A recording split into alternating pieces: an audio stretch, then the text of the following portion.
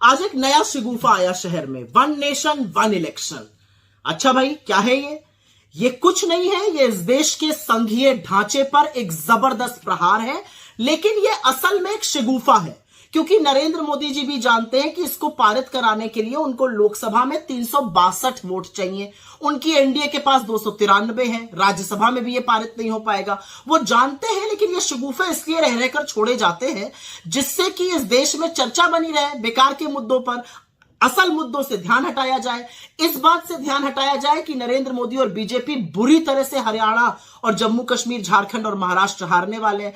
One nation one election की बात करेंगे, अरे एक साथ महाराष्ट्र, झारखंड, हरियाणा और जम्मू कश्मीर तो करा नहीं पाए, बड़ी बड़ी बातें करने चलते हैं। लेकिन दो तीन चीजें हैं जो बहुत दिक्कत तलब है इस रिपोर्ट में। करीब 18,626 पन्ने की ये रिपोर्ट है।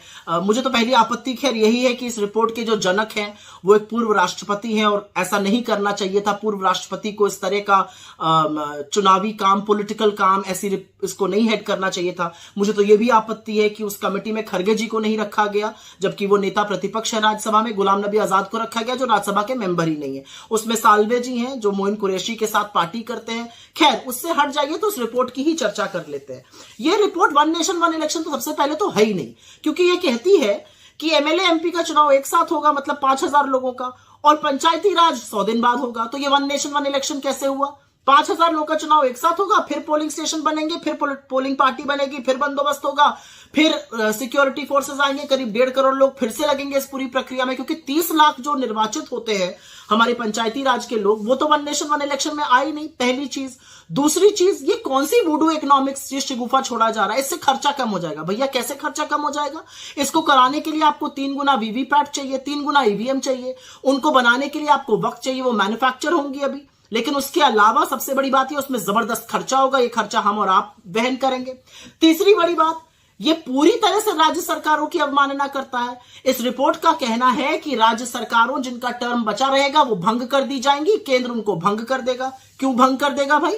और 17 राज्य सरकारें ऐसी होंगी जो उनका 2-3 साल बचा रहेगा 2029 तक, तो उनको क्यों भंग कर दिया जाएगा और वो क्यों ऐसा होने देंगी? और ये क्यों असंवैधानिक और अलोकतांत्रिक नहीं है? तो राज्य सरकारों को भंग कर देंगे ये। और इसमें एक बड़ी अजीब बात है, अगर कोई राज्य सरकार गिर जाती है तो वहां चुनाव होगा, लेकिन सिर्फ उस अवधि के लिए होगा जब तक लोकसभा चुनाव नहीं हो रहा है। मतलब चुनाव भी होगा, खर्चा भी वहन होगा, सारा बंदोबस्त भी होगा, लेकिन उसी अवधि के लिए। मैं तो एक सवाल पूछना चाहती हूं, मान लीजिए केंद्र सरकार गिर जाती है, जो बड़ी संभावना है मोदी जी की 2025 में गिरने की, तो क्या आप सारी राज्य सरकारों को भंग कर दीजिएगा? ये कौन सी इकोनॉमिक्स है, ये कौन सा लॉजिक है? ये सिर्फ मोदी जी ही बता सकते हैं। लेकिन एक बात यहां पर समझनी जरूरी है कि जो 2-4 बातें इसके बारे में कही जा रही है, इससे पॉलिसी मेकिंग नहीं हो पाती है, डिसीजंस नहीं बन पाते हैं।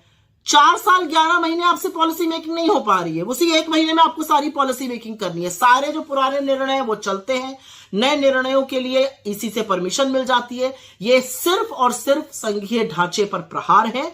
और ये एक जो बीजेपी का ऑब्सेशन है ना, one nation this one nation, हम one nation this and that नहीं है, हम वन नेशन वन लैंग्वेज नहीं है, हम वन नेशन वन रिलीजन नहीं है, हम वन नेशन वन कल्चर नहीं है, हम वन नेशन वन कलर नहीं है, हम वन नेशन एक जैसे नहीं लगते हैं।